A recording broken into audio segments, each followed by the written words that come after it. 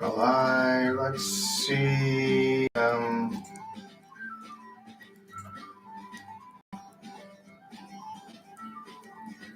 we ready for the chat?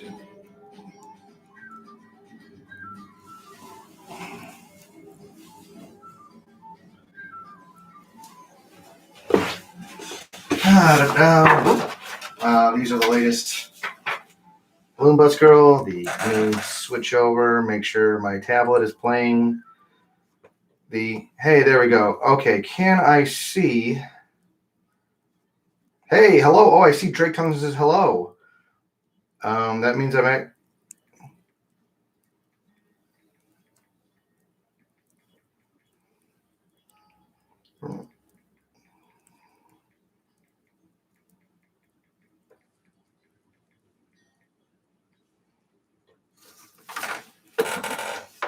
You are live. Yes, I am, and I can read the chat live. I can maybe adjust this a bit.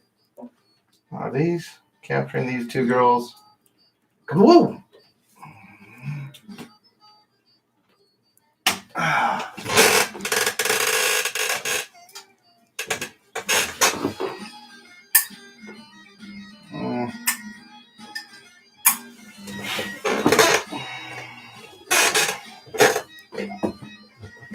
Nice lighting.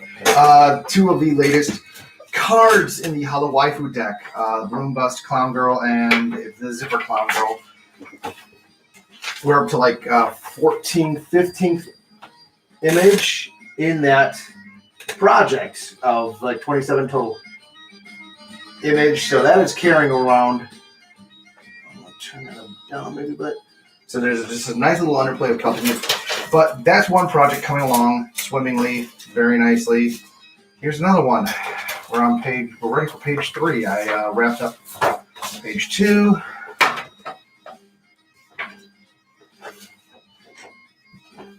don't need an extra sheet of paper there.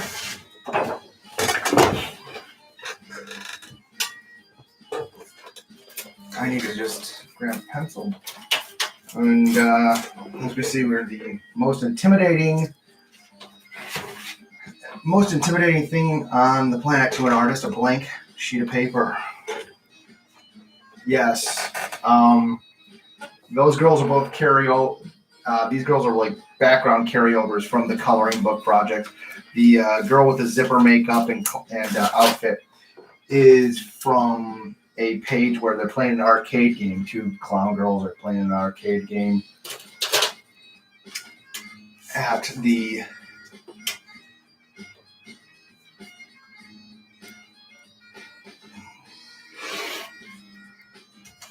an arcade or a scarcade, given that it's a Halloween Horror Night thing.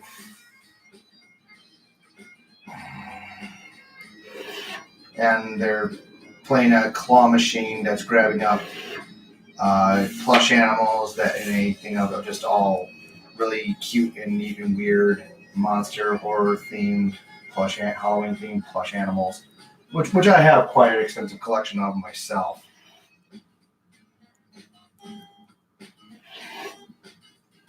I think the last time I streamed, I screwed up something where it wasn't actually giving you the audio that I was listening to on the computer.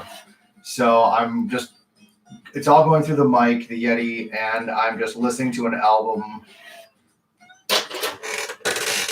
on one digital device that's playing through loudspeakers, and the mic is picking up a little bit of this band Prydean, and the album we're listening to the album Loud Pipes Save Lives.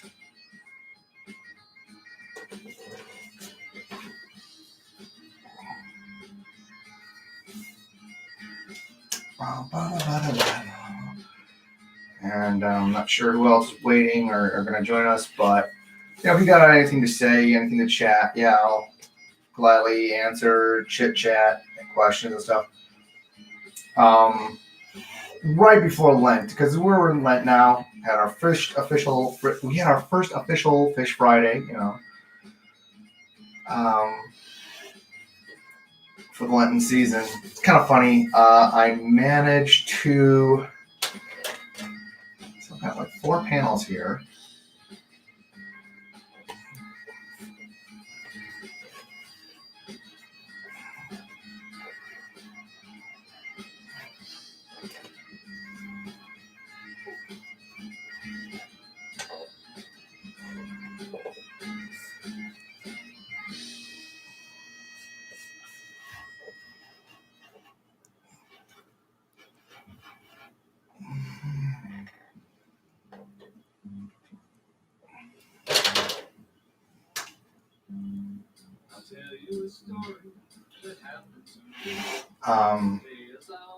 It was kind of funny. One of the things I decided to give up, I'm going NoFap again, of course, for 40 days, 40 nights, like the movie.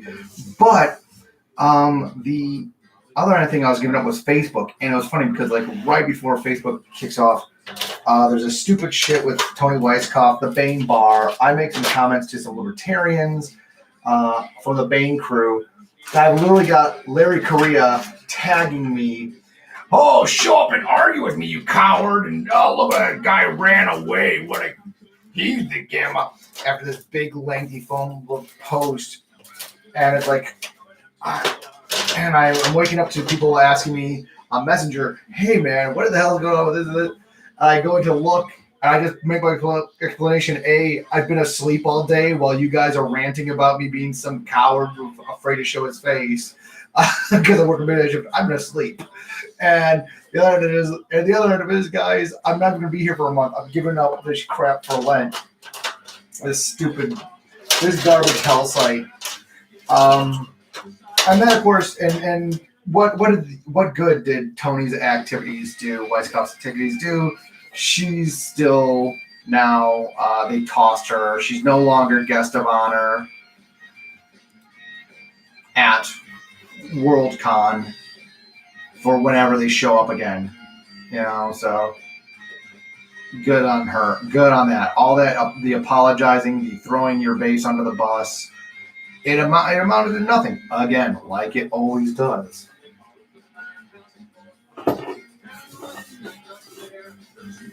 Disinvited, yes, disinvited. So it's not a ban or whatever per se. Didn't they already all get disinvited once during the Sad Puppies thing when that was still going?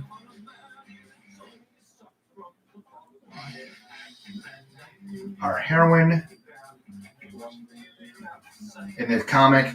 Okay, so she's pelted and skinned this.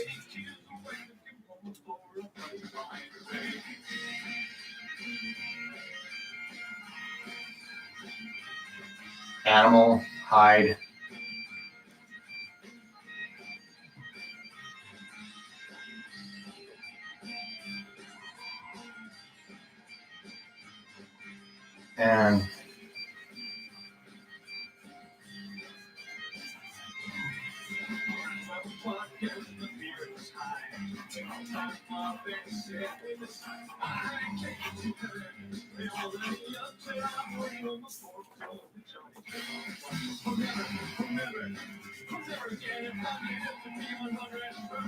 And she's gonna run into this other girl, bump into her, and oops, messed up your dress. I'm so sorry, but this is how they're gonna meet each other. This is a meet cute between two girls.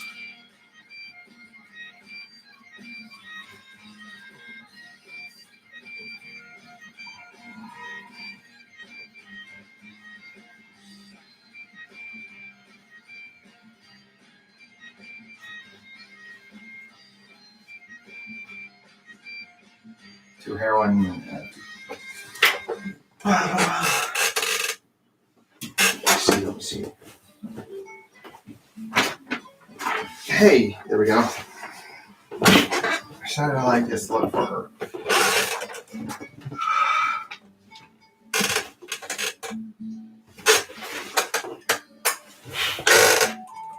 What catches better? Okay, that almost completely washes out. What if I do this?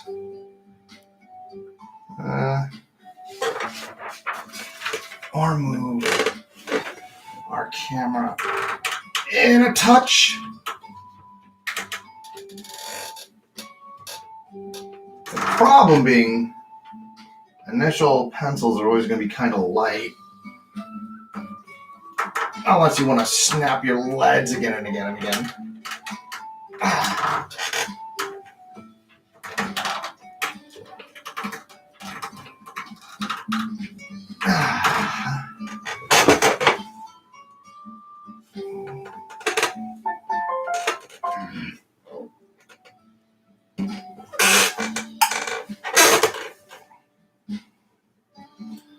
So how much light is too light and washes out? Hola, ¿cómo estás? Not much, Danny King. Good to see you on here. I don't understand the blank page version. Oh, I snapped my share of leads. Yeah. The blank page. Nothing. This is why you do the thumbnails beforehand. This is why you do thumbnail script. Just so you have a little something that isn't blank page intimidating you. Here's our other heroine. We're going to have a couple girls that are the heroes of this thing. I know. It's like all this misogyny, sexism crap that I espouse and spew. And I try to live, But, then it's like, well, why are they making all these characters girls and everything with the stories? And me and John Del Ross are the same kind of thing.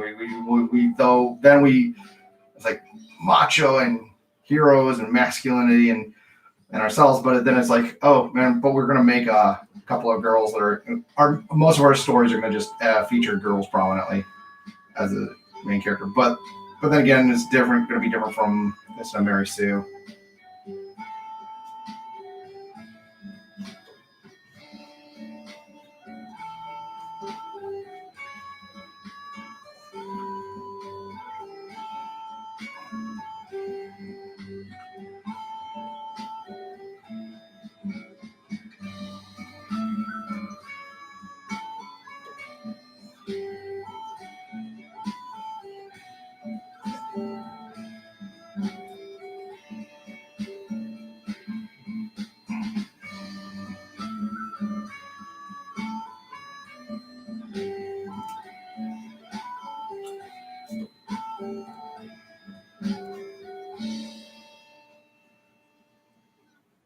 But then again, this kind of project is, it's not misogyny to appreciate female form, yeah. Let's review, show, yes. Misogynies. Oh God, this is a stupid thing about YouTube. It goes the misogynies and it recognizes that and says maybe he shouldn't be allowed to say that. But okay, so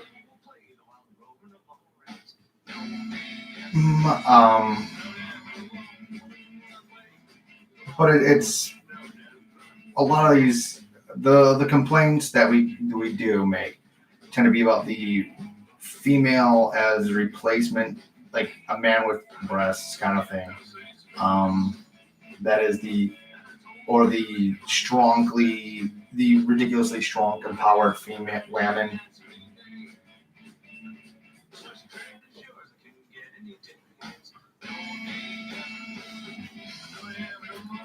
It's a secret that we're not going to have mentioned until it reveals. I know the. Where is she? Let's bring her into frame. Damn it! So we'll at least have some stuff interesting going on.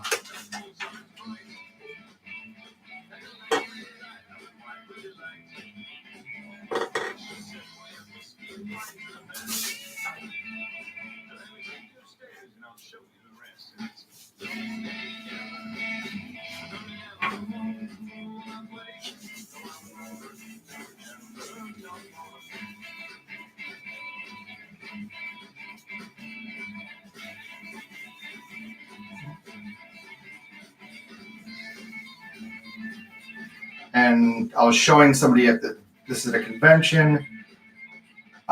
This gal at an early version of her that's a few years old.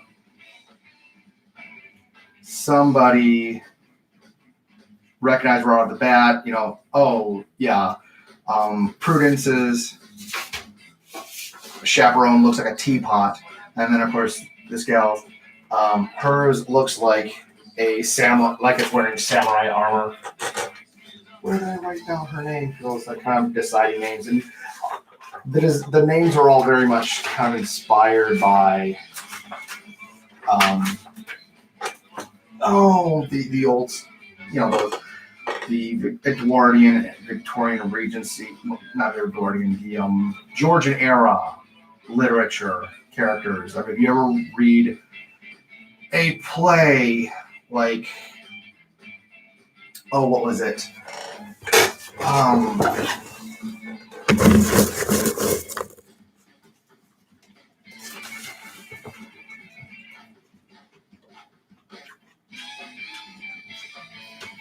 She Stoops to Conquer. There's like characters named Lumpkin, and Bed Bouncer is the name of a maid. Or if you go back to Henry Fielding's Tom Jones, you have Squire Allworthy and Mr. Square, and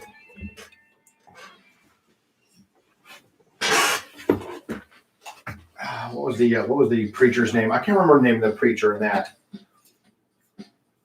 Let me untop this Tai Chi.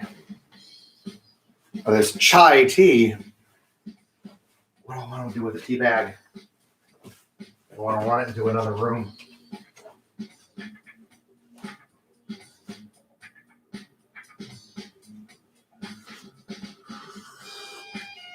Oh, that's tasty.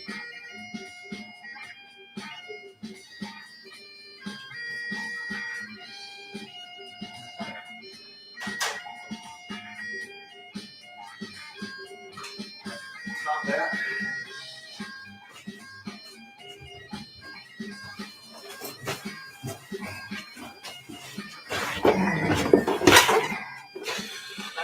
Oh, hey, damn it all. Show. Yes, show.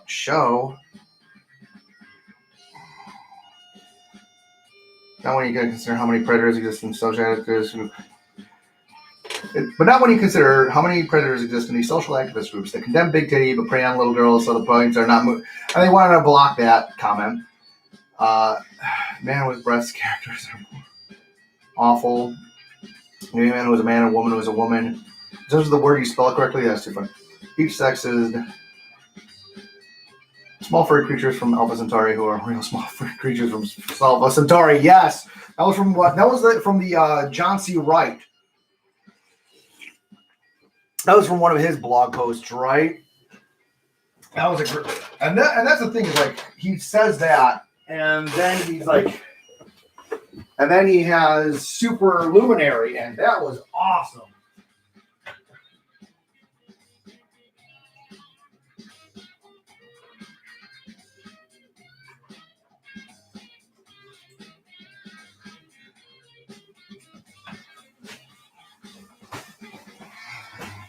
Superluminary. I love the Emperor of Earth's corrections to the flaws of democracy.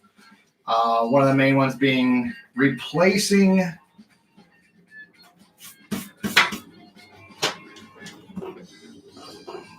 I'm just drawing over a bit because I can bring her if I make the head a bit larger, head circle.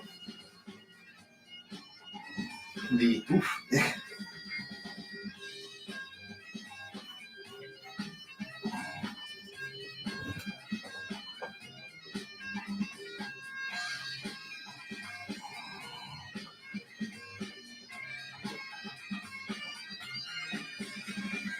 It's like there are better ways to do female characters. Hitchhiker's Guide to the Galaxy originally. Oh yeah. Small. Oh yes. I remember that. Yeah, I remember that bit from the Hitchhiker's Guide now.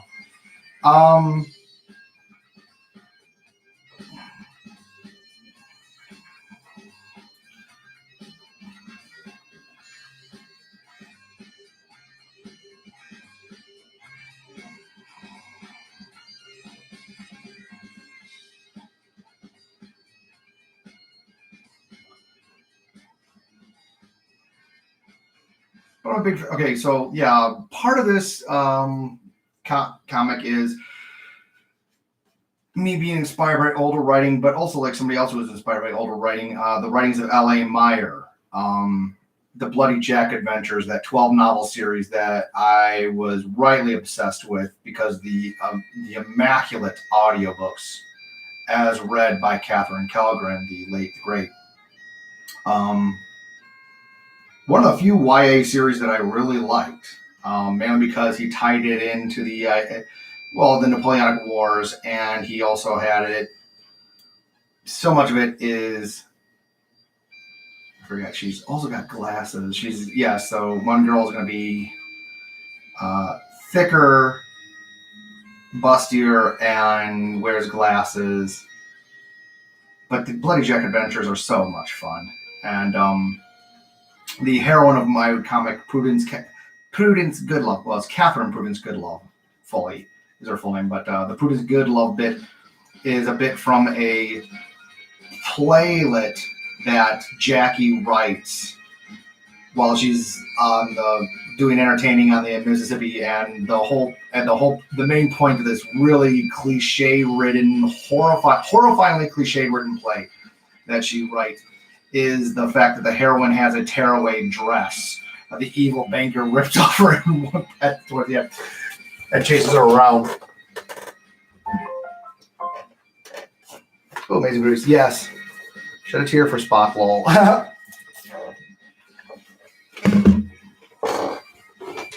Oh yeah.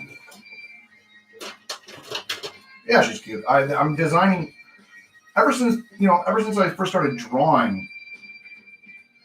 That's the thing. Who wants to write somebody that they wouldn't want to be or be in the company of? And that's the crazy thing about SJW writing. And if you're a guy writing, if you're writing a woman, why would you not write a woman, especially as your main characters, that you wouldn't want to be in the company of, or more specifically sleep with? I mean, this is the whole waifu thing, right?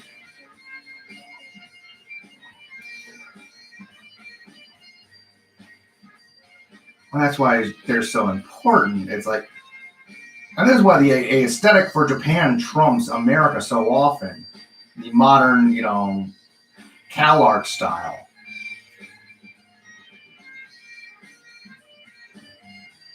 Why you have such gross designs. I'll call them gross outright. I mean, they are so unappealing and they're so unaesthetic. And they're also often, but then again, if you also look at the people who are making them, they're also kind of gross themselves.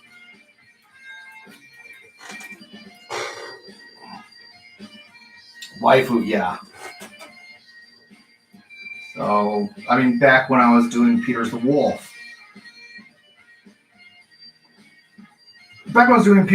it was the side character, Jean Goodwin, that just picked up a life of her own, became an indispensable start of this part of the series. She was originally just a throwaway design, but it was just that importance of this dark-haired, uber-confident, sassy girl became an integral part of the series. And then it was like some people like the yandere Rebecca, who Chris always wanted to have called Butch Kramer, Butch for some reason. I could never bring myself to say that, so I'd always have people shortening her name to Becca, and I'd personally call her Becca myself. But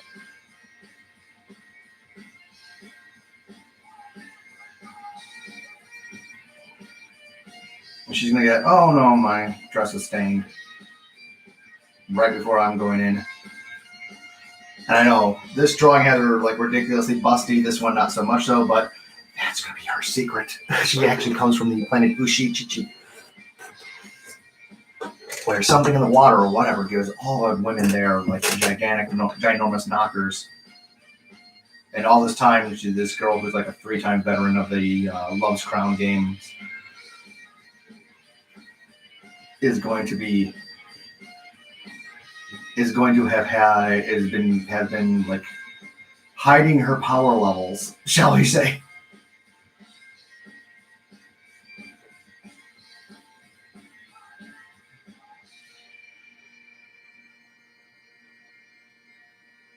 That'll be a secret. People only coming in on the comic will know this.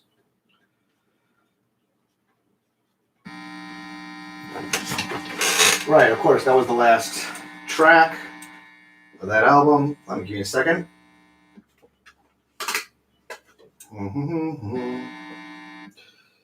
And da-da-da. Damn you, Samsung Music. And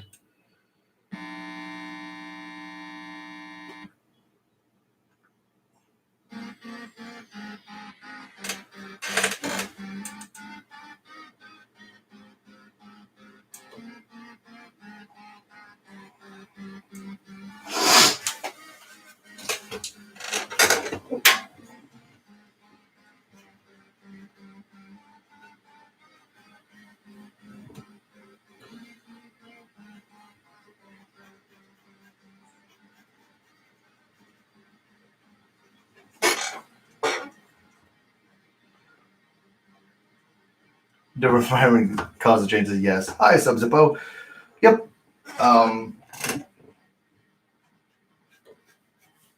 But yeah, all these ladies in very old-fashioned dress, which is I just like. It's part of it just leaves me saying, okay, yes, the very silly. It becomes sillier the more you think about it. To have people with space and because everybody else does this space, everybody just wears plain jumpsuits or whatever that are color coded to whatever you are on the ship, but. On occasion, like in Hyperion, they literally describe one of the guys point out one of the guys is wearing a tricorn hat. Another guy had his body modified, so he was now like a satyr. The poet. Hyperion is one of the. Dan Simmons' Hyperion Cantos is also one of those. Before any of the Bane authors or a lot of other stuff, I'll be recommending Dan Simmons.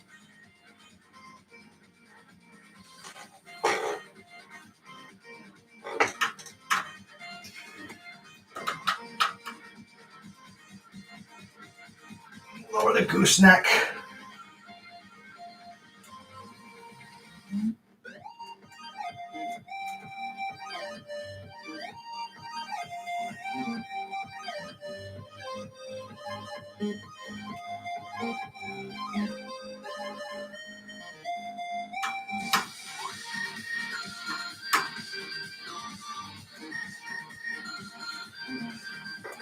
So one isolating whatever is in the water planet, 2 solid stuff. Read profit. I think I have a book of that series or haven't read it. It's the 4-book series is very well worth reading.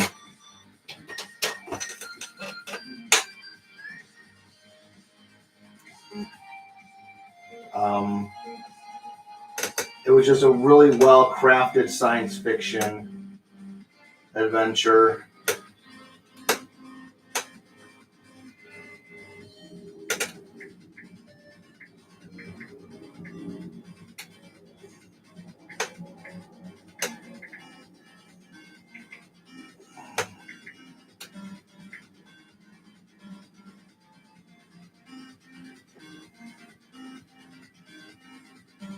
Now let me scroll through some items here. Call up an image of my DeviantArt. Ah, there she is.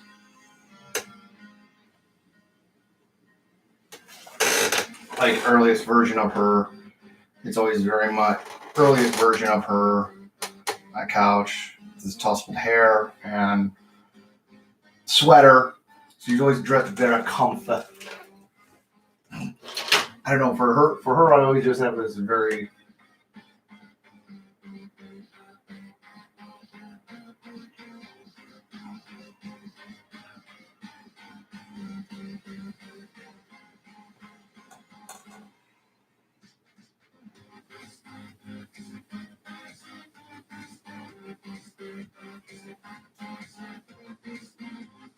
oh gosh. Yeah, make have the little ripples or whatever. Scalloping the Hyperion, I know it's on my list. Yeah. what is it? Hyperion, Fall of Hyperion, Endymion, Rise of Endymion.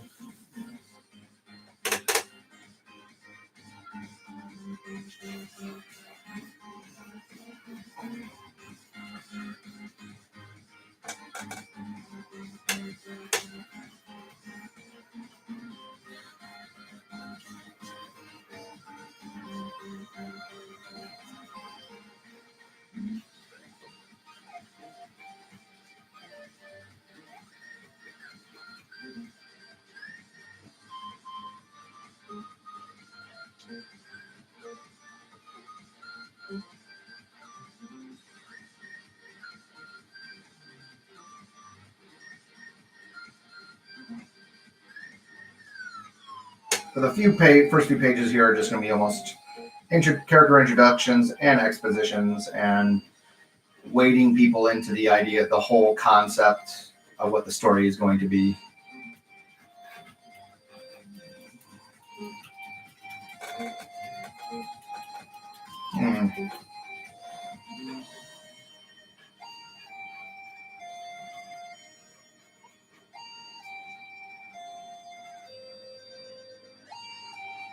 What is Flying Sparks is what John mainly does. 4 volumes of that, Heroines. Then he's doing Days of Volt. And then his big seller Steampunk series, female-centered character. But she's also kind of the classic adventure girl who's also a bit of a screw-up, too. I mean, and that's the thing is, like, you always think of...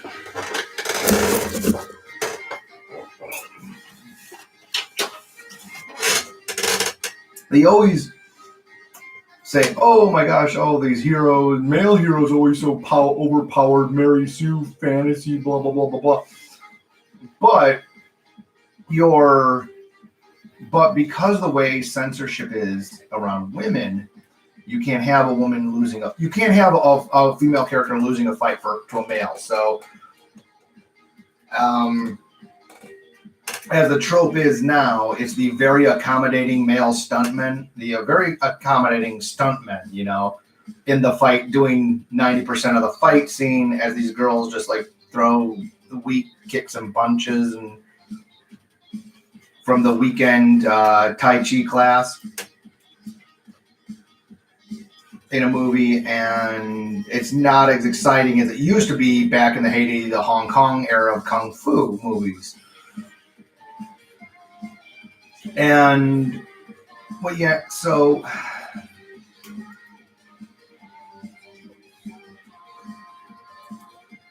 you end up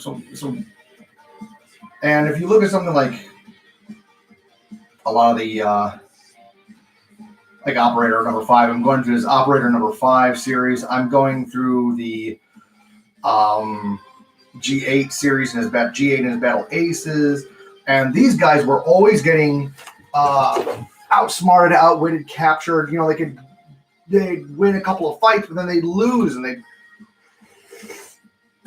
have to have their buddies come rescue them, or they were going to be shot at dawn or something, or the villain has got them tied to a death trap and is leaving them with the ultimatum of join me, if you could join me, and or I'll kill, whoever.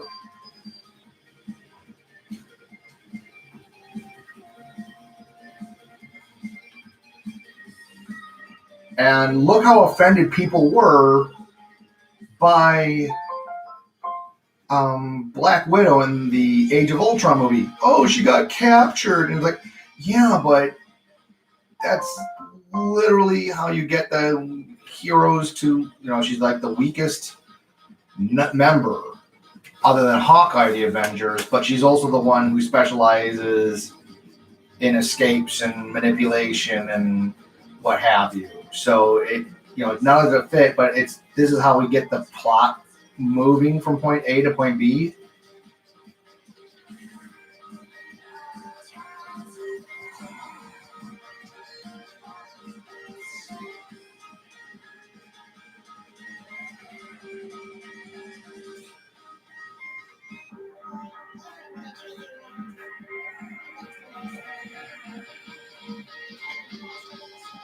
I should be bringing the boys back here.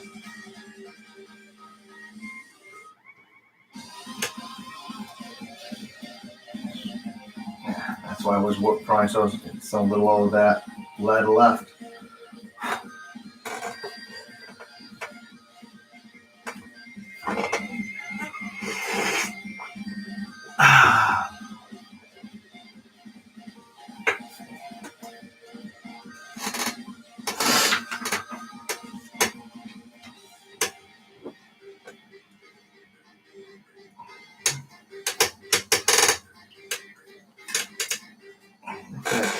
Will help things. Little adjustments because it's never perfect on the same thing.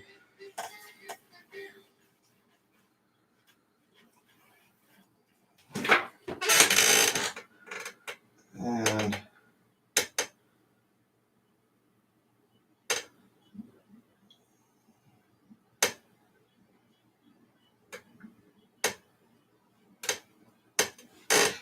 what am I doing now? Go back into the music.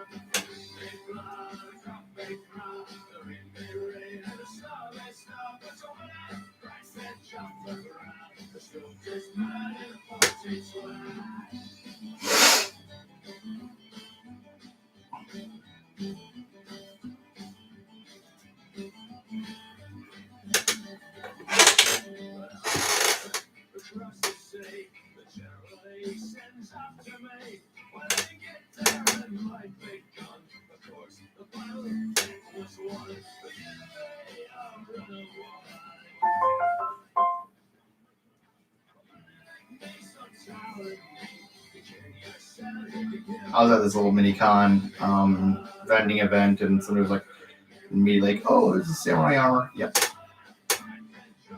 Her chaperone looks like he's like a samurai helmet.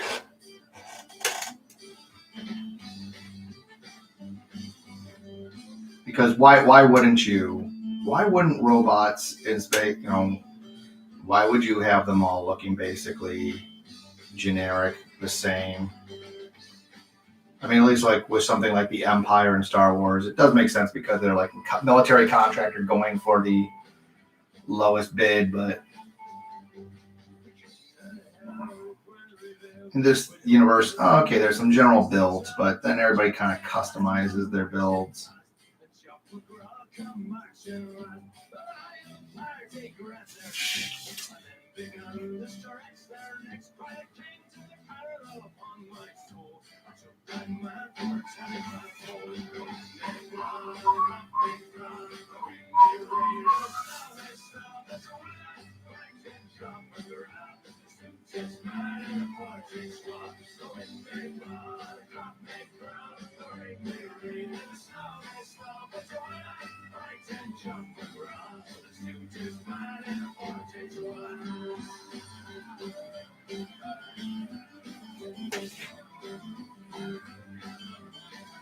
So this guy's designed to look a little bit more aggressive, a little bit less Angela Lansbury.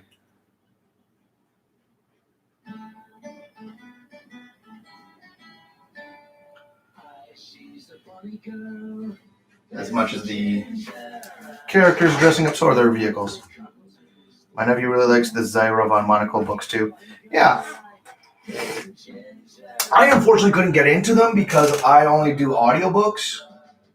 Time constraints. I can't really commit to reading, unfortunately. So it's like, hey, what? And the audiobook reads were really bad, were really in my opinion. And I was like, that's what I was like even asking. Hey, John, is this girl's first ever audiobook read? And it turned out, yeah, she had never done audiobooks before. So the acting in them was fairly flat throughout. I didn't care for that. The voicing was very flat. You listen to the audiobooks, like I said, the Bloody Jack Adventures. It's night and day.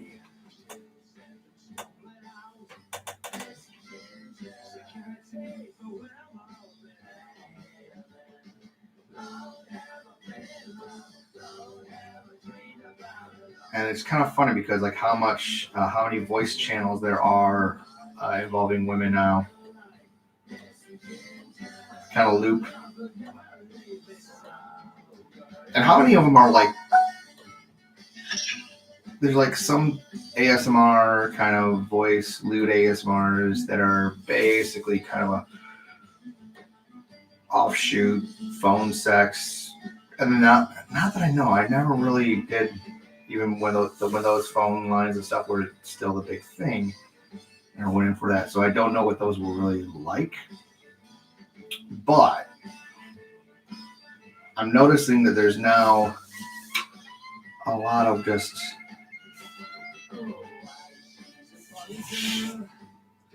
ones where it's more phone sex, but for wholesome content that doesn't involve sex. That is like, it's after the whistle. He's all, come on, let's get in the bed and cuddle, and we're gonna have some sleep and snuggle up, and it's gonna be nice and warm and toasty. Go back. Relax. The girls doing this, and they're making money doing this too, which is the weird thing. It's like for the clever gals that know how to know what honestly the higher brain of men want, they can kind of retain that dignity to a degree. Because it is like the gals are just a mess. It's like a arms race right now. Yeah, Dandy King is definitely throttled for whatever reason on YouTube for content. I haven't heard the audiobooks. He got another girl to do the most recent one. She was on a stream and was very sweet. Yeah, she did sound bad.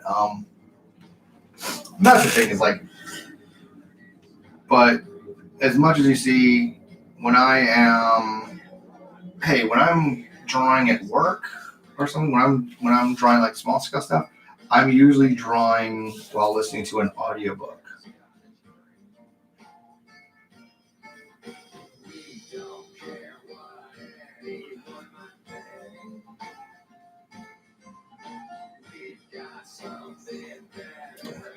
Just the Ojrat. And these girls are gonna be, well, I mean, you've already seen one girl on one page haul out a gun and blast her, and you're having this exposure of, hey, these girls are going to a planet where there's gonna be dangerous creatures and shooting involved or something. And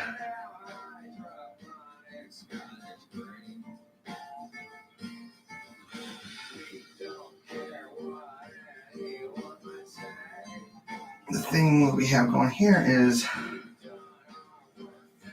but let's introduce them, a few characters, make them cute as possible, and then have them running around shooting people.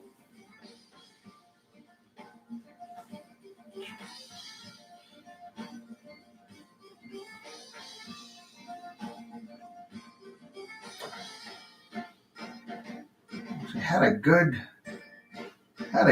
a really nice session of Apex Legends just the other day. I was playing Bloodhound. It was me, a Mirage, and a Octane, and the Octane freaking quit on us right at the beginning. His connection broke, so maybe it just wasn't him bailing on us, but it was a two-man team, and we pulled off the win at the end just by I landed us out in the outskirts, and we kind of played clever the entire time.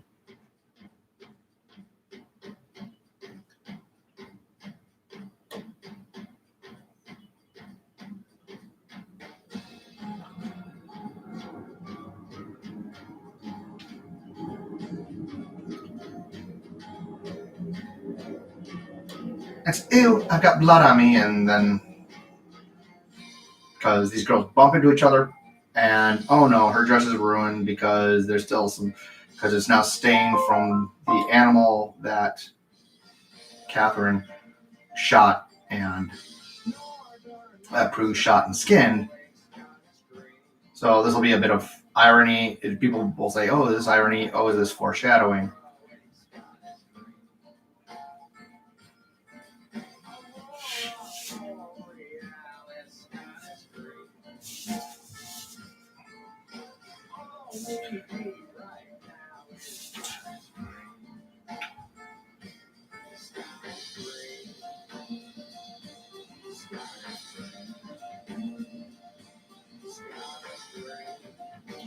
And then we're going to introduce they're going to be a secondary meet cute.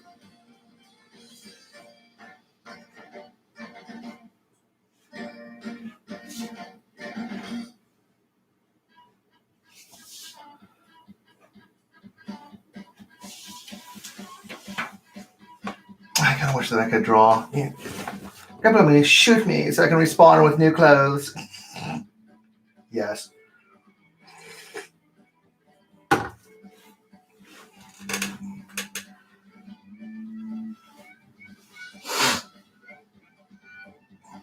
Now that I think about it, yeah, my victory the other day was also involving me. Also had me wielding a Spitfire light machine gun in game.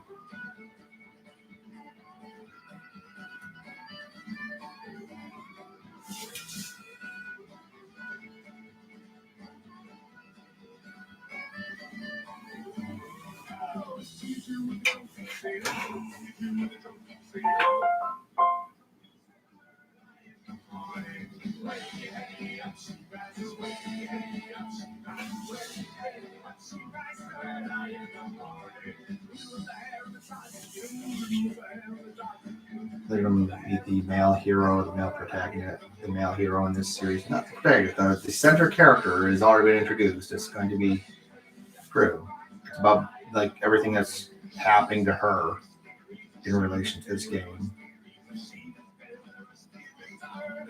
But we're introducing a heroic trio.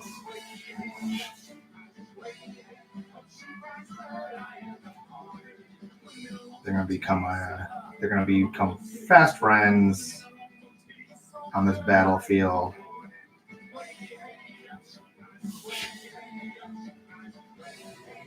This battle royale.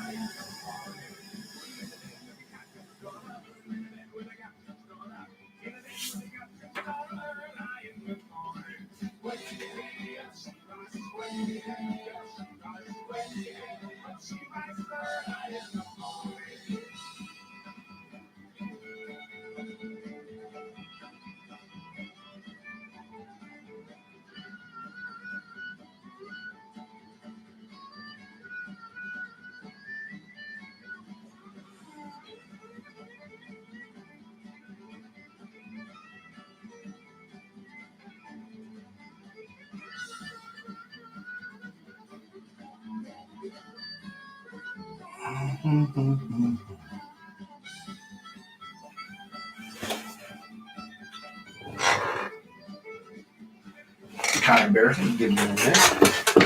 Simon do some more. Cool.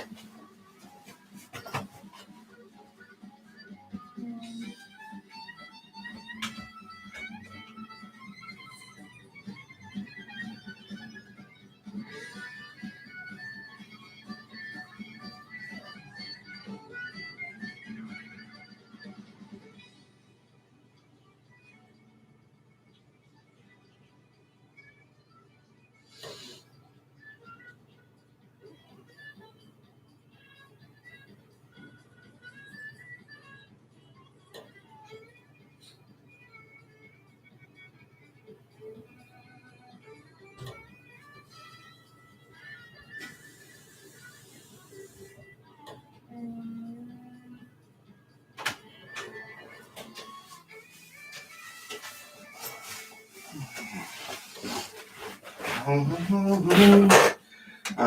back, and give me a second to.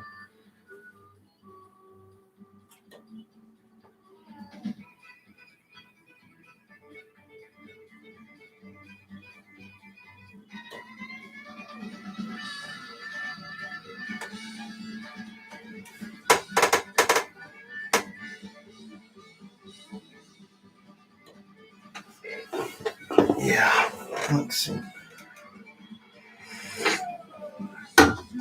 I wish I could.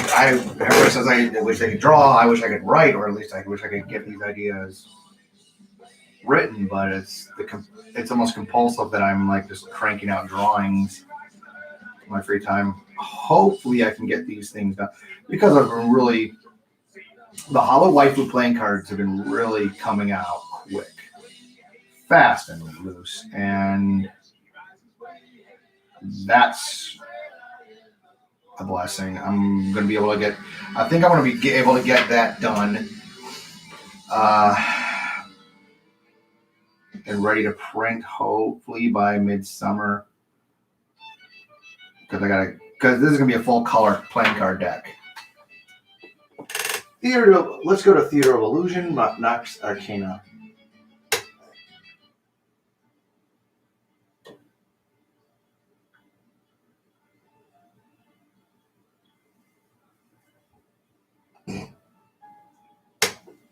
From high school, Phantoms of the High Seas.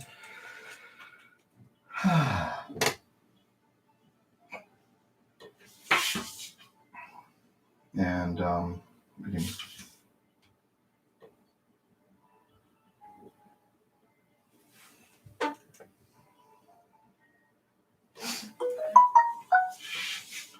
Let's see, what are we doing?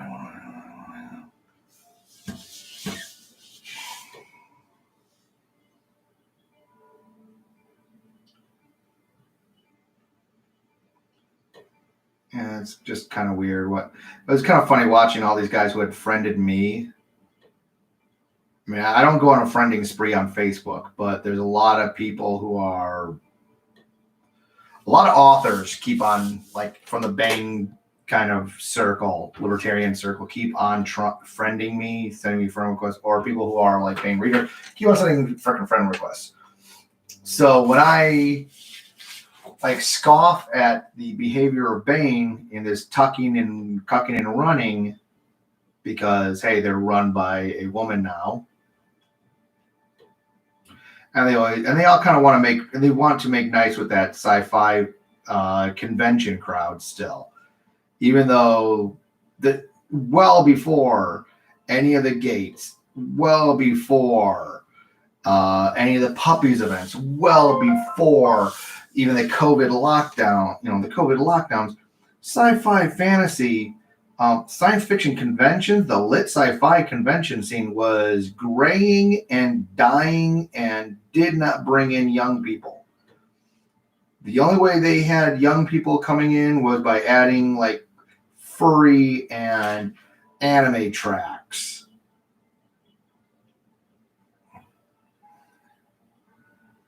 And all that usually did was convince the young people to just go and host, start forming their own conventions.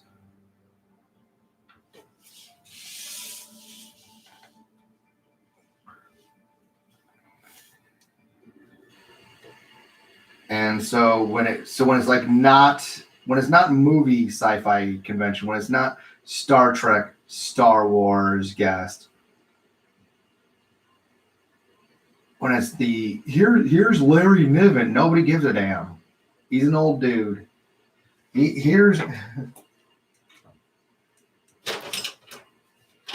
And when the majority of their works aren't adapted into visual media, young people aren't showing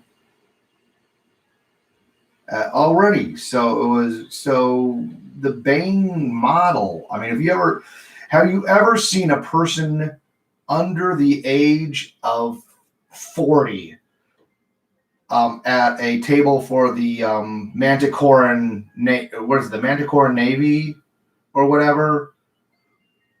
That is the David Weber fan group. Like he's got a ton of popular books out, popular with his fans. He can just probably write them by algorithm now, and they'll keep selling. Drake goes, yeah, I definitely can't write. I probably have a better chance at drawing, but I'm not creative type. I'm more of a math and computer science kind of guy. Yeah, it's just the brain. It's just your brain. How it works. I mean, I can barely work my way around a computer, and while my dad's completely unable to, even before he really started aging out completely. But he's the guy that's electrical. He's an electrician, but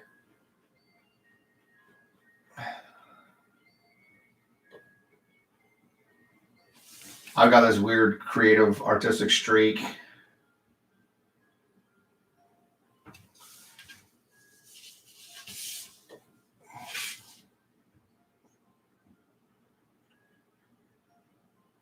But yeah, they want to make nice for things that don't net new money anyways. And in a industry side, in trying to make nice to an industry that is already predisposed against them, it is willing to continuously stack the deck against them.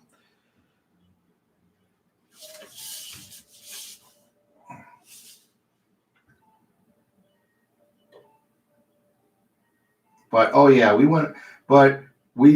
it's like, oh, but we gotta be nice to them. We hung out at a convention for years ago, and we all got drunk at the con suite. I was like, yeah, man, but you don't know these people. And then you find out. Then this is why you find out later what was going on at conventions behind closed doors, and it's always such a shocker to people who really weren't paying attention. Or people that thought that they were intimate with people across the political side of the aisle, and people who had divergent and sometimes incredibly weird and strange and creepy and wacky beliefs.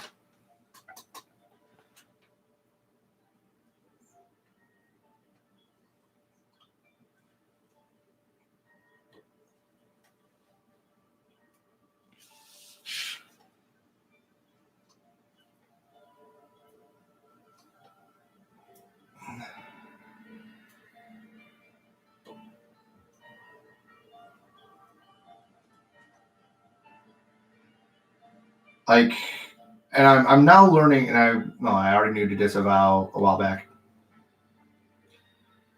Somebody else also pointed it out, but this is like the disavowal mark.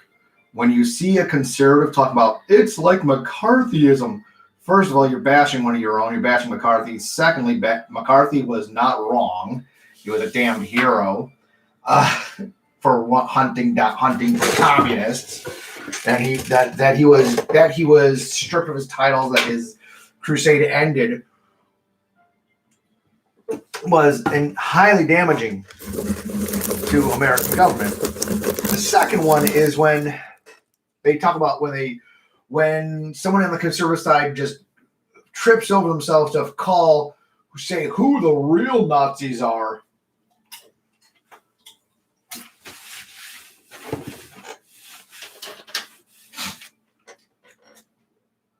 It's usually not just, disregard. They're not going to stand with you. And usually because this is the libertarian conservatism that is addicted to not enforcing any sense of culture. McCarthy was right, yes. Don't get drunk with strangers or people who just met. How is that so hard? Oh, because a couple of conversations on the convention floor about brand and about product and about sci-fi property. And oh my gosh, it's like I've known this person all my life. Which can be scary because there are so many people in fandom that have so little life outside of product. I mean, this is why and the people that notice this is why we have in the last few years it's not just the rise of nationalist sentiment, pulp sentiment, pulp reading, pulp revival, nationalist sentiment, alt-right, whatever, and these dissident right sentiments is the idea of the consumer, because there's the red billing. Part of that red pill is realizing how empty things have been and how unfulfilling this life arc is. But there's still people, when I was at this little comic book thing, this Nerdageddon, this little vendor crafter, and at the vendor thing I was at of the Valentine's Day weekend. I didn't do that good. I don't think I made table money back. I have to relook at how much money I made. But I sold a few graphic novels. I sold some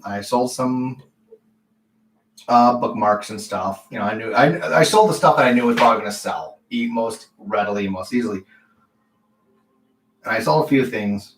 Not worth it to pursue tables with these people because they were holding like a little mini convention thing. They're calling out vendors and craft and comic book thing, but at the vendors and crafts, quote unquote stuff, I mean, there was a Scentsy booth there. There was like a Scentsy booth there. There was a CDB oil products booth there. It was all this like. There was a Tupperware. I was sitting across from a lady with Tupperware. And a kitty diagonally from me, the guy who was doing okay was a Funko Pops reseller. He bought and sold. He wheeled and dealed Funko Pops. The Super Solus brand the brand version of Beanie Babies. And that's kind of the future of fandom. And their whole reason why this is because they're kind of like opening up a comic book store here. Well, there's a comic book store inside an enclosed mall inside the capital city of my state. So it's like you have this much dead shopping. The department store is almost gone completely. Malls are empty. Malls are mostly empty husks. You'll find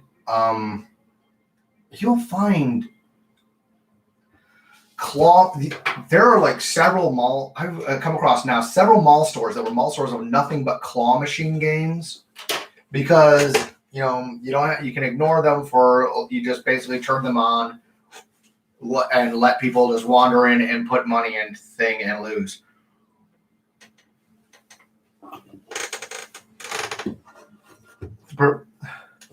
Funko Pops are the perfect representation of how dead things are. Oh, hell yes. If you only knew how, but I just need to start taking photos of inside dead malls where it's just like some boomer-aged, some geriatric frickin' mall walkers, Just keep on taking photos of random malls in the morning when they're dead and just say, well, if you only knew how bad things really were.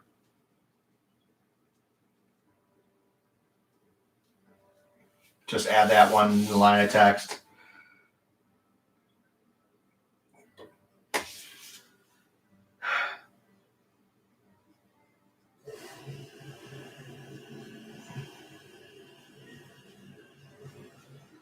The big box store killed off the mall. Circuit City.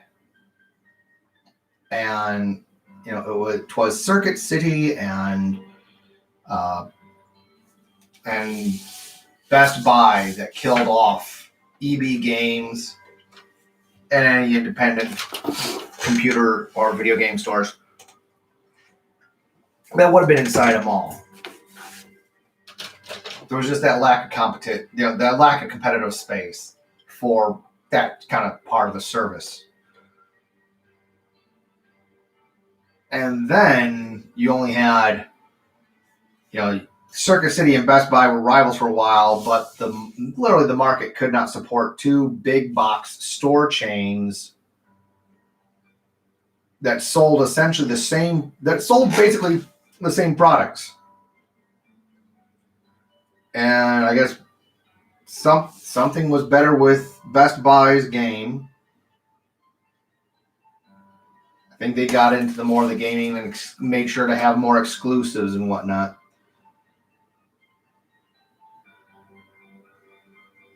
I'm not sure what they did right. Probably some YouTube channel has gone into it. But now even Best Buy, a lot of those products, a lot of their products aren't as unique. So you just have people ordering things online and now are bypassing the big box stores. The big box stores killed off the malls, and now online retail is killing off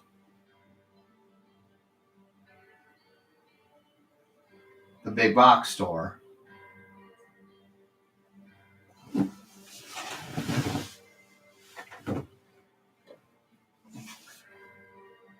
Which is odd because you can still get independent retailers that survive on Main Street in small towns.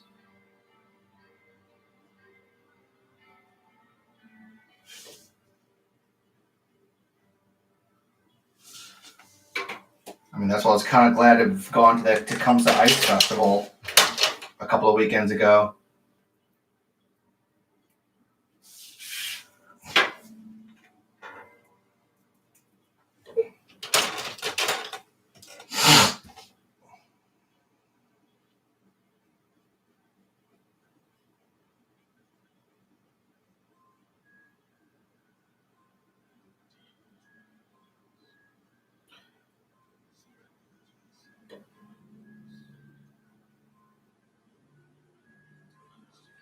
We knew things were very drastically. We should have had the signal that things were very drastically wrong with the footage, with the old footage of the couple getting a divorce and splitting up the Beanie Babies on the courtroom floor. And now Funko Pops have replaced that, and Funko Pops managed to replace Beanie Babies. Neither is a sound investment, but people treat the Funko Pops like a sound investment because brands are tied to them and properties. It's like, there's going to be some, until the dollar collapses, until fiat currency collapses and stuff, and people are forced to take hard looks at what's going on, you're going to be able to sell Star Wars fan who just must have all of every product that is their favorite character, or this or this movie or whatever.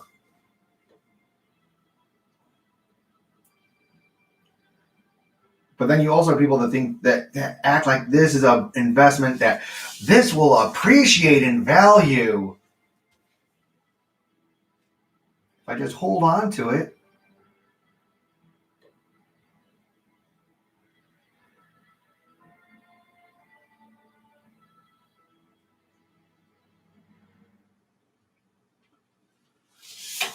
It's like that only appreciates in value if you can get somebody who wants to buy it off you. And I know it's most natural for me to bring in a brunette or a blonde and then introduce another girl who has black hair just for contrast. And this other girl, there's already shades of June Goodwin, which is hilarious.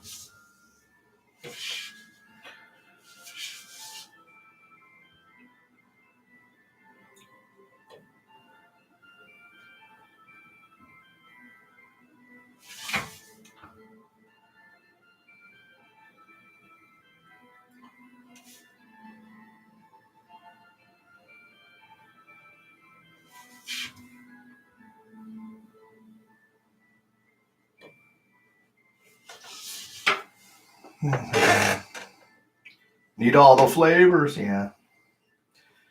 And needed seltzers. Well, I mean, if you like it, if you like a thing, you like it, but the part where it's a destructive aspect of fandom comes from the people who, I'm gonna have to leave this boxed, perfect, pristine, so I can resell it later, even though you can't guarantee anybody wants this. I gotta go get it autographed.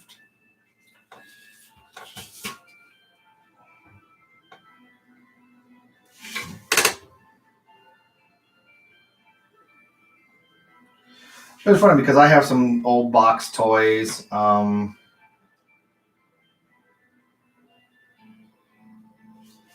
Myself, when I was kind of in that mindset, or even not even fully in it, but I just wanted to, hey, I'll be the guy with a very rare Antarctic Press action figures.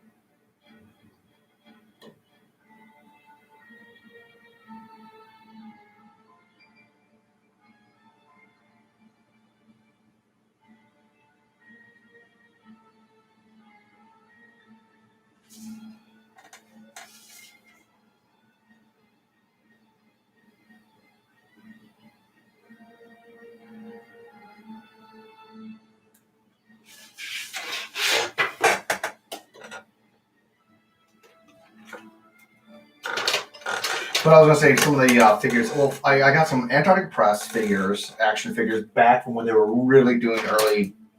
And then when the KB Toys were kind of closing, I picked up on clearance some Hercules: The Legendary Journeys action figures. I'm like, well, there's no guarantee those are going to appreciate in value because Kevin Sorbo is like beyond cancel. Like, oh, I can go to a convention and have him sign this. Huh, nope. He's getting they don't want him at the conventions anymore. Oh, he's a Christian. The attacks on him have been unrelenting, which is fairly preposterous for as much as he was loved.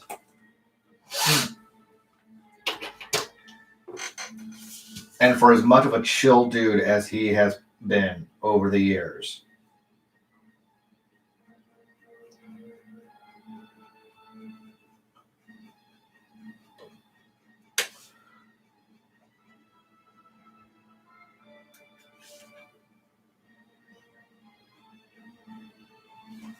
Because even though he's always been Christian, he's always been of that fairly progressive evangelical build. We're okay with all this stuff. If we're not, it's like, I mean, think about how well regarded his show and Xena Warrior Princess were with the gay community during the 90s. And it's not like he ever spoke out against that, saying, oh, no, our characters are mainly totally straight and you shouldn't even think that and you should be ashamed of yourselves. And no, he never did anything like that. He never did. And yet people have been treating him for years now like he's some kind of Nazi, some kind of fascist monster. He's just a tall, muscular guy with it. He's had a few strokes.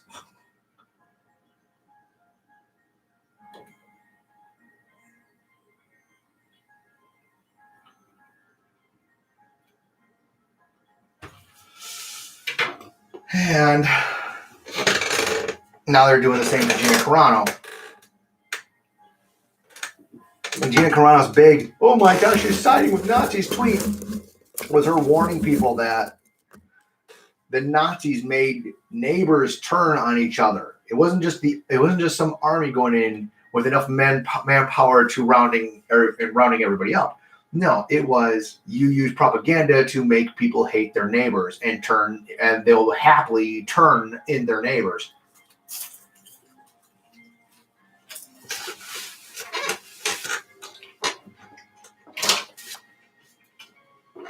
And they turned on her. And she's off the show. One of the most popular aspects of the show.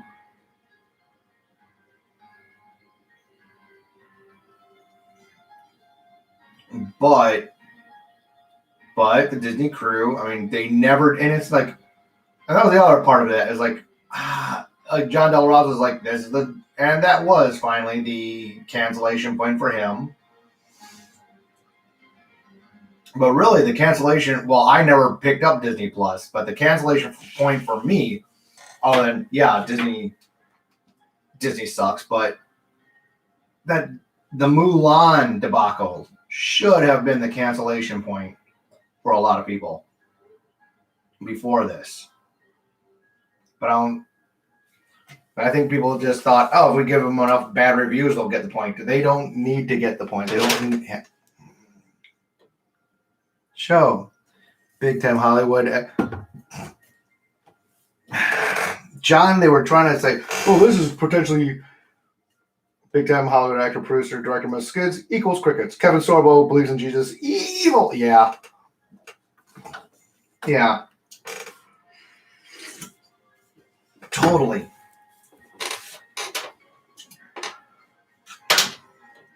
Man, they are really, the algorithm is really scared of you guys.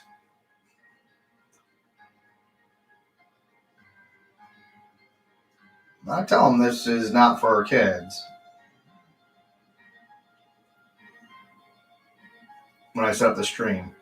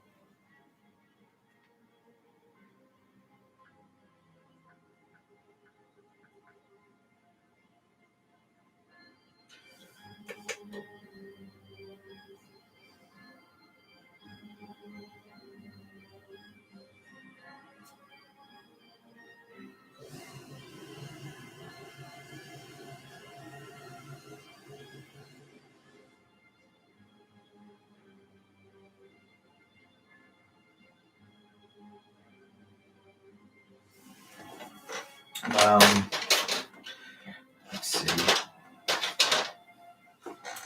Why? Where are you guys? The algorithm knows me, spooky.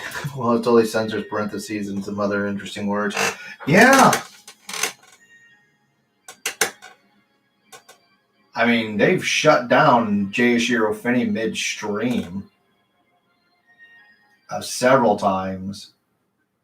And even Rumble. This conservative free speech alternative.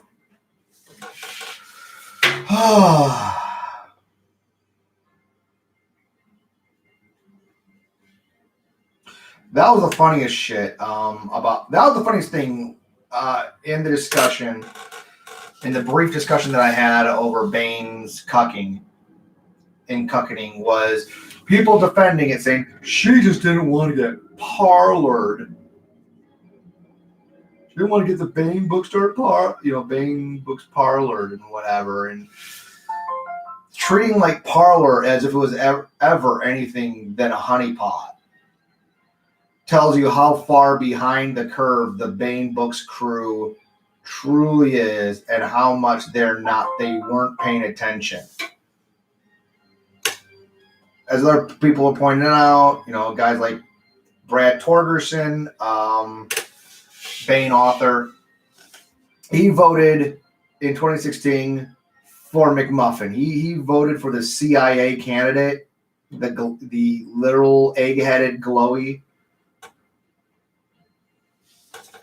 Evan McMillan, or he was called almost immediately Egg McMuffin because of his head, because of his bald head.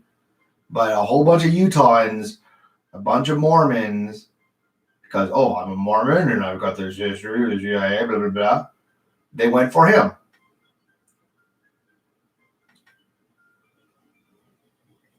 And Larry Correa was a never Trump or whatever. Michael Z. Williamson groused about the bump stock ban or whatever. She's a traitor to blah, blah, blah, guns. And I don't see any of these guys ever, no matter what their gun collection is, I don't see Michael Z. Williamson on the top of any clock towers solving doing something about it. Which is also what I'm really getting tired of, the all talk libertarian right winger.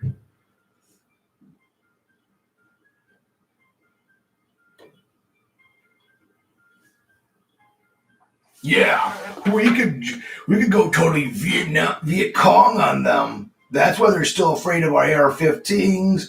And it's like you won't even show up for a protest in person, guys, on the 6th. Even when the election was really clearly stolen.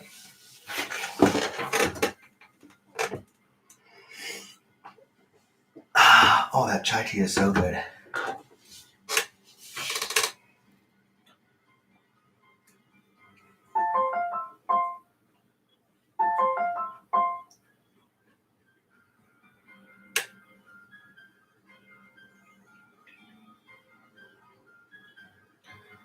Well, as I'm trying to commit to the old model, mainly just to have a social life. Like, I've got a table at the upcoming Pulp Fest, and I'm probably gonna.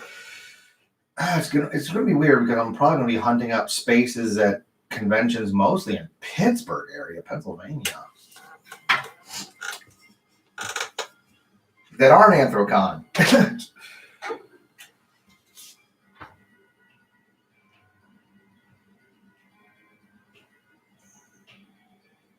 With the death of Rush Limbaugh, there's been some drama on because, okay, so this one guy, Rabbi Tom, Jim Grote, he's a furry artist he was like one of the first furry artists, and he's a libertarian, conservative, some right-winger guy, nominally right-wing guy, and he really hates living in Madison, Wisconsin. But he was he does these tribute drawings. And it was already, when somebody dies, when some celebrity dies, and it was already kind of taking a toll on him because these are some of his favorite performers, and it just kept on happening, especially during 2016. And he's constantly drawing these little tribute portraits.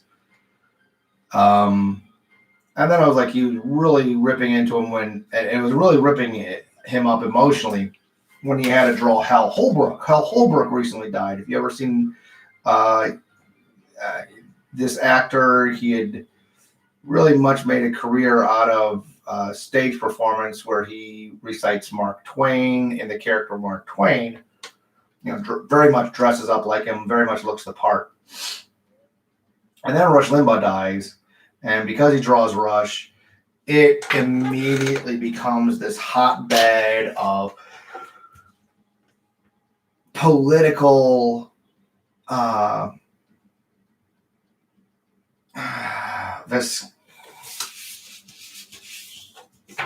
what the hell is it when it's like acidic?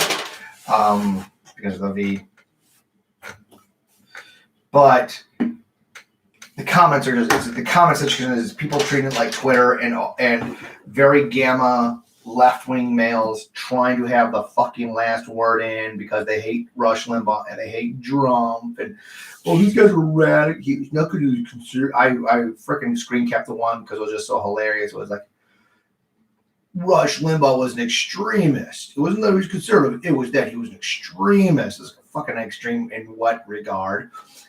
Lol. But the fact that the person's avatar was a furry cartoon character in adult size person in diapers just was totally summed up the perfection of the argument that was going on Jim Grove's page, for God's sake.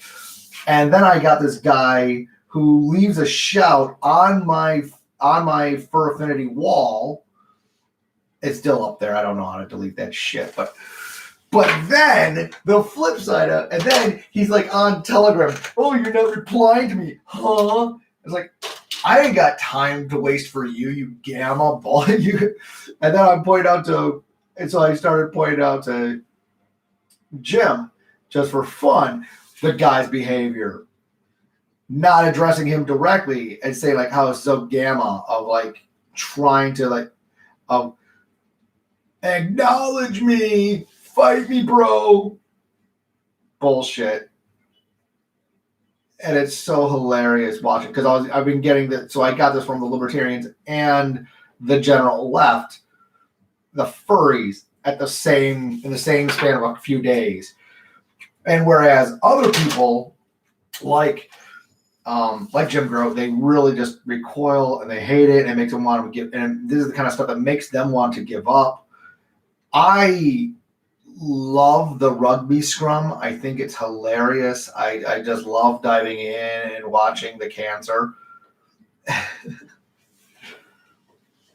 So I'm entertained by this shit. I thrive off it. Me and John Del Rosa are kind of simpatico on that. Maybe it's because we're both Latinos or Latinx. But I see this stuff. I find it hilarious. And I want to see more. I want to see more people just make asses of themselves.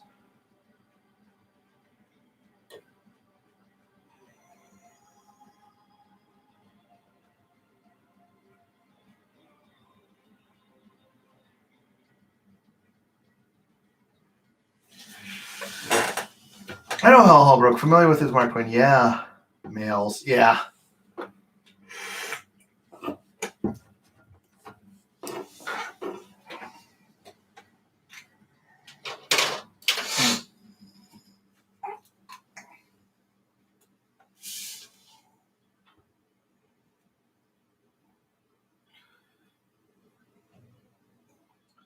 But all because he just drew a tribute image portrait of Rush Limbaugh, the talent on loan from God, and love him or hate him, the guy was important. There were some people like, I don't really care for him, but he was an important figure on his page. And I'll go on to say, look at the format he pioneered.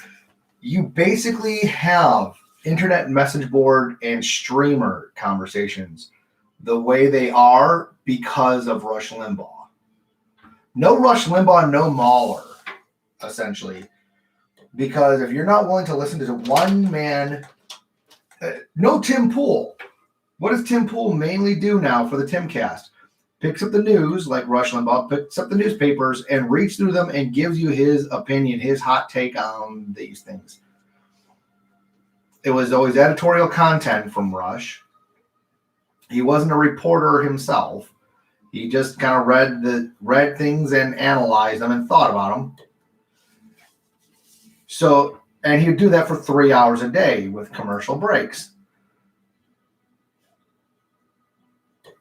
Everybody who's a streamer who does this thing similarly, because nobody was doing that in radio. AM was dead. I think there was what they were saying. It was mostly sports play-by-plays, local news. You had the NPR, and the NPR was subject to a fairness doctrine where supposedly you had to have, both points of view, which meant you had liberal and very far left point of view.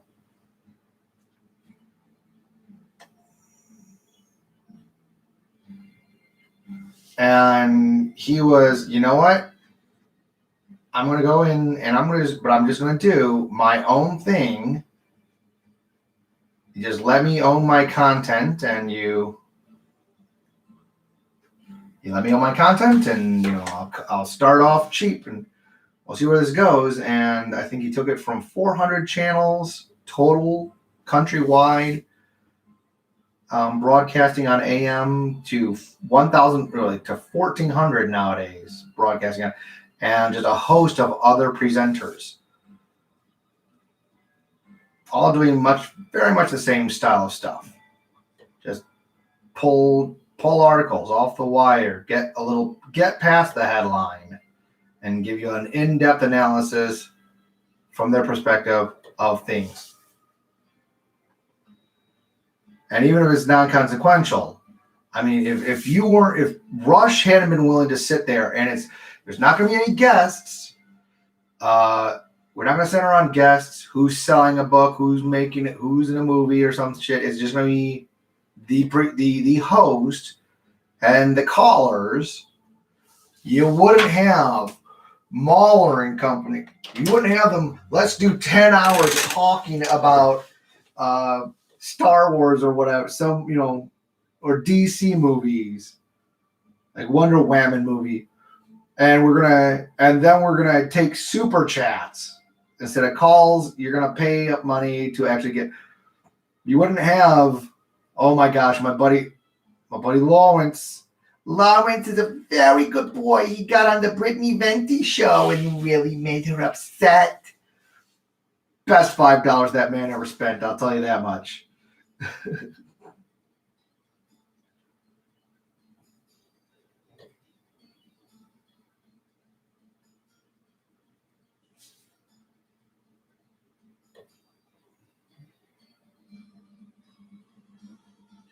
I was listening to NC Clark and Lawrence going over that phone call, that stream call to the stream, where he just basically took over her stream.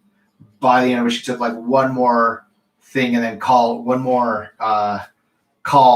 then call it a night because he just kind of sucked the energy out of her because she's charging against Gaur Gura. Because Gaur Gura is the girl that's doing something more popular than what Brittany does. And Brittany Venti is such a friggin' phony. Such a clout-chasing phony. Is there anything Brittany Venti isn't upset about? No, whatever it is, she's against it. No matter where it came from or commenced it, she's against it. And some of the stuff was like, if you're talking about, hey, OnlyFans and Discord people grooming teens, the whole OnlyFans thing is there's an Instagram / TikTok to OnlyFans pornography pipeline. Very much true. But then she wants to come down on something like VTubers because this one's a lonely. She's like a little girl, and don't say she's like 9,000 years old or whatever. And here's a picture, some fan art, and it's kind of fun because she's like, I can't show you this drawing of Gargura in because it's so disgusting, and it's Gargura in a two-piece bathing suit like you see little girls in all the time. But this is for jacking off. This is porn. This shouldn't exist. But Brittany Venti's thing is, you need to stop Gargura. You need to stop Hololive. It's not the fan artist needs to stop doing this. You should talk to you should criticize the fan artist. No, you should criticize the character that the fan art is of. Because the character that the fan art is of is huge and popular. And therefore, you get clout for attacking that. Not for, I'm going to complain about some unknown artist. And then again, it's like so disgusting. And it's a relatively modest two-piece bathing suit. That's just some fan art. Because most everything Gargura is because she's a shark, is beach themed. But it's not just there's no clout to be had doing the other thing.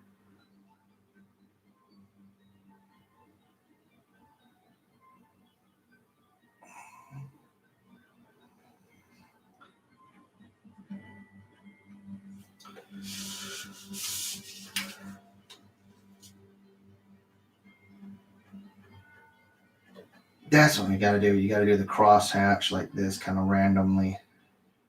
When you do blood, and you make something.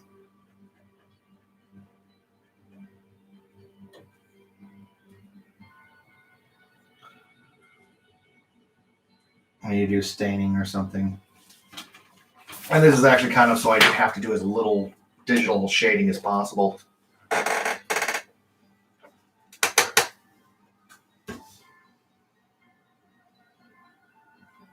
But for her, it's like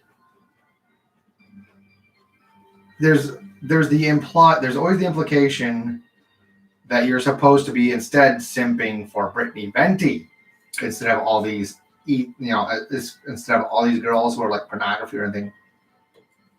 She doesn't want you to get off the simping train. She just wants you to simp for her. She just wants the clout. She just wants the attention. She just wants the cash. I think they brought up on NC stream was like she never gives you like her real personal life or having one. It's not like we were over like even Razorfish can fucking tell you about like when I was young in Mexico we're building what was he building housing and stuff for a charity for a Christian charity mission.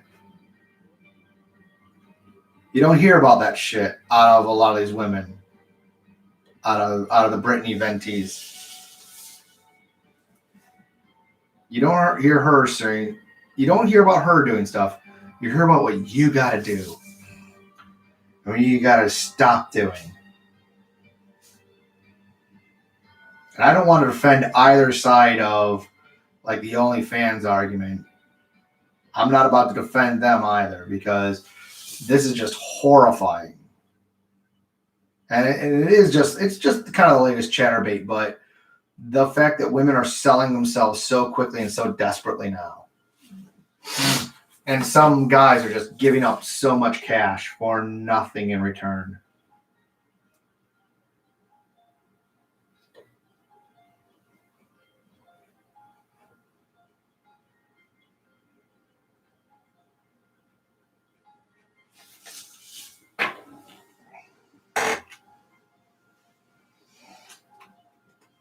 But this is very much more a sign of the times that the reason why I don't think OnlyFans would have exploded the way it did if the economy itself wasn't shut down, and the rest of, when you think about it, a lot of young girls typically get like waitressing jobs.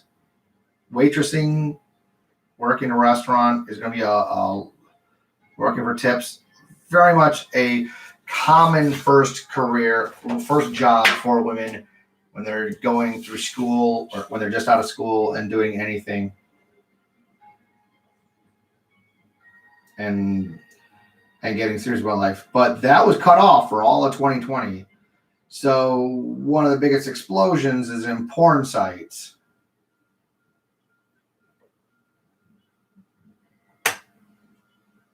And it's not like there's a lot more money in there, but it's just there's a lot more a lot more young women really hard up to make ends meet. Or at least they think they're hard up. Hard up and obstinately single, I should add, probably. The number of gals that have like, a number of women, and they've been saying like every aspect of this lockdown has been affecting women harder than men. Because more women are unemployed, or more women were found redundant to the economy than men were. Gee, go figure. Who would have thunk that? Only every MRA ever. Only every MRA, every MGTOW, every red pill could have told you how genuinely worthless so many sectors that are dominated by women were of the modern office. And now you don't even have the modern office. I don't know if anybody's going back. And I don't mean like, we're shutting down the economy forever and everybody's just going to be poor. I mean, I think enough companies are like, why are we shelling out money for a big office building that might be broke, that will have its windows smashed during a riot, but we're gonna build this 20-story building in the middle of a downtown area and have everybody sit in couple hours traffic just to get into it.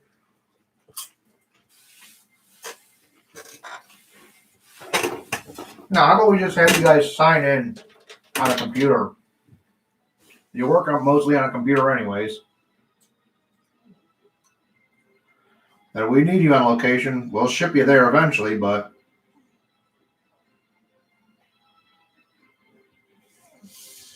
hey, in the meantime,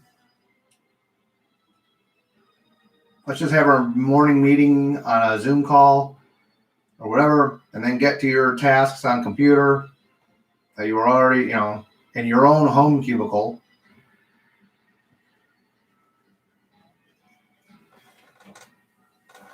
And we'll all save a ton of money.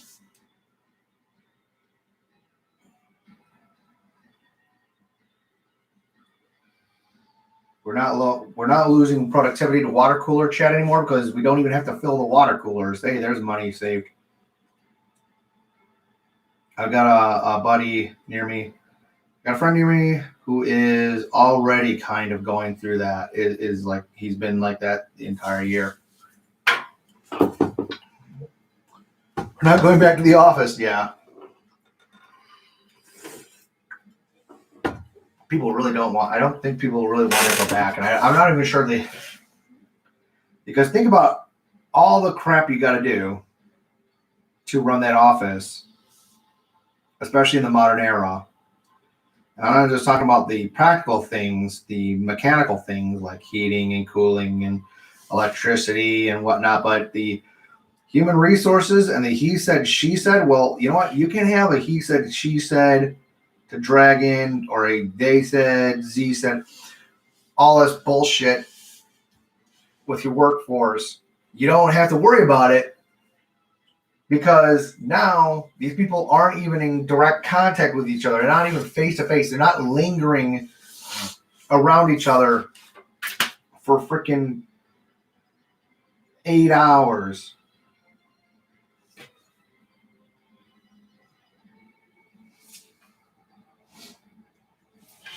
Where you're going to have everybody's personality chafing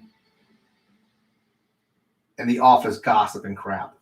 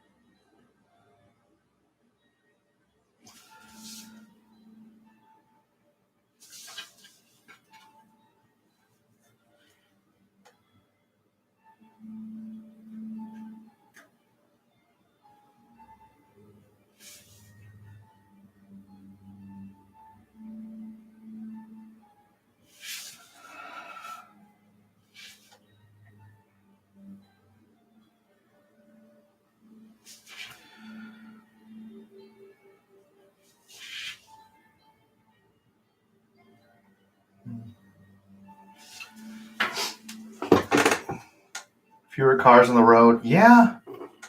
Holy smokes. Fewer traffic jams.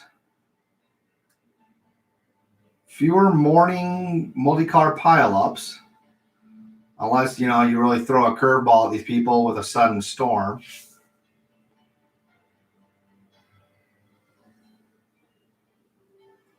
Glad to see you're surviving there in Texas.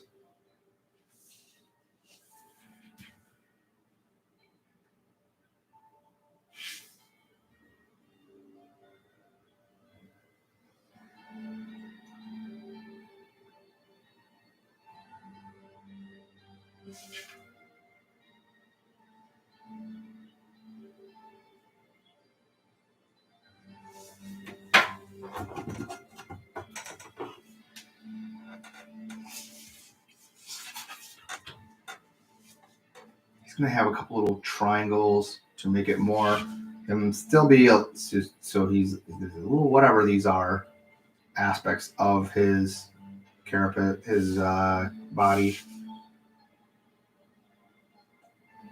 It's just not just to make him a little more aggressive. It'll also look, I'm adding these little triangles to kind of look like a mustache, because the old samurai helmets would have those built-in mustaches for some reason. Well, we know the reason for the built-in mustache. The Sengoku, the samurai warriors, the Sengoku era, were all big Freddie Mercury fans.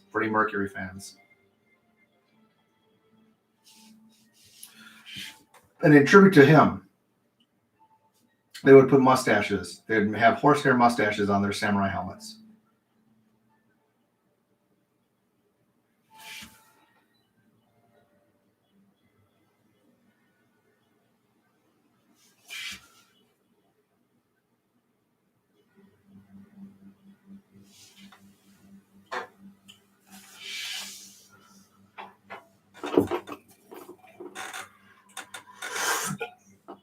I didn't have it as bad as others. No burst pipes or ice in the home, but it was pretty rough.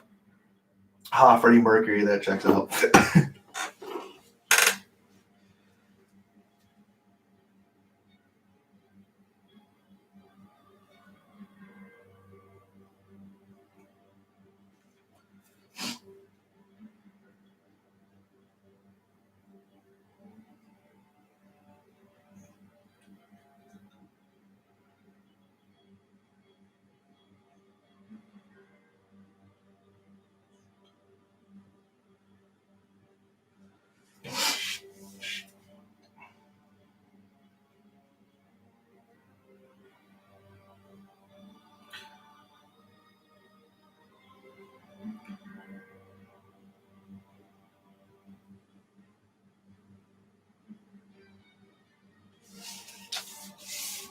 I think I'm going to finish this drawing of her and her chaperone. I think that's going to be when I call it a night.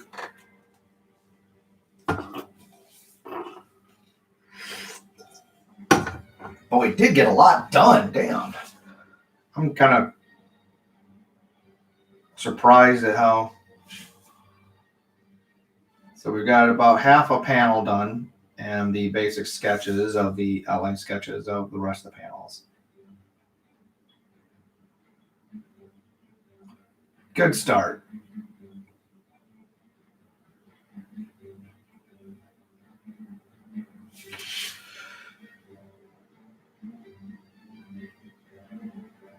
And you can see how much, and you can see in general about how long it takes me to do one of these drawings. I think a lot of people always wonder, like, oh, how, when you're pricing, when you're trying to write a comic book or something,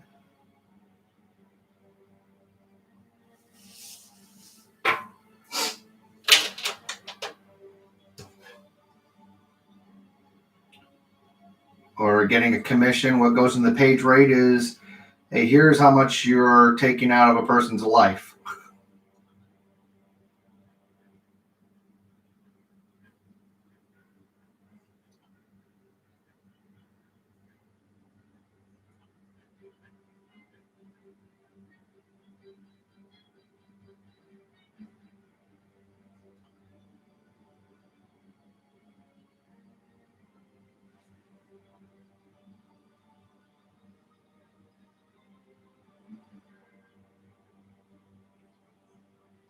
Everybody draws at different speeds, of course.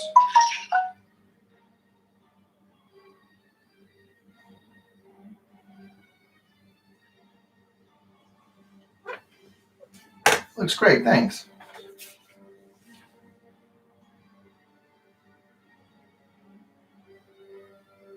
I still have a lot of people talking about like wanting commissions out of me, and it's not that I don't want to draw commissions in general. It's just that I want to get, there's a ton of these other projects that I want to get done that will be things that I can theoretically sell, general products like the card deck, like, hey, a new web comic that will get me new fans and more fans, even if I'm not knocking them out, knocking on their door about commissions. And some of the guys that do like commissions all the time also draw almost exclusively digitally. I draw in Practical and then I scan it in and then I color it and whatever if I'm coloring it. Yeah, look at that. Boom. We have a second character on screen, second and fourth if you consider a chaperone.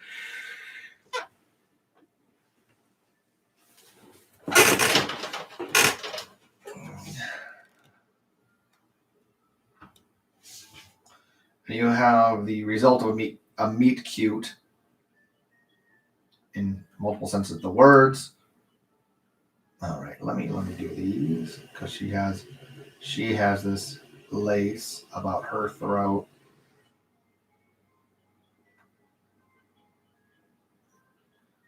Her style is more of a Victorian, Edwardian, the mutton chop sleeves.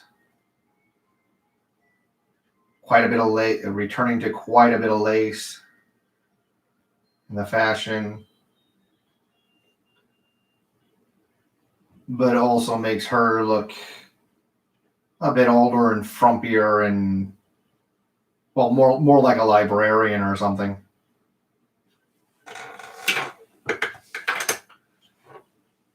When she gets down to ground, she'll be like a bit more. Because of this incident, she'll be dressed slightly differently, but then again, it wasn't that this was kind of also the point of if you ever read the webcomic, it's still ongoing, isn't it? Phil Foglio's Girl Genius. The entire point of that comic was so Phil Foglio could draw a girl running around in a corset and pantaloons and not much else. Or the old style those old style.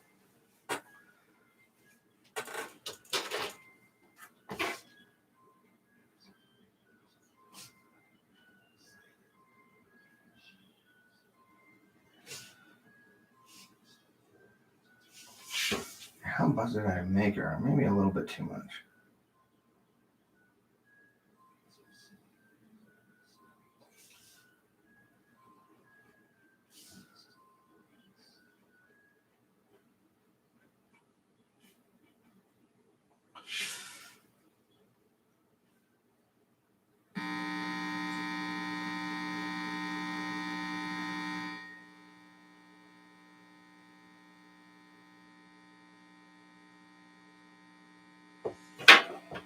Okay. Oh, that made it worse. There we go.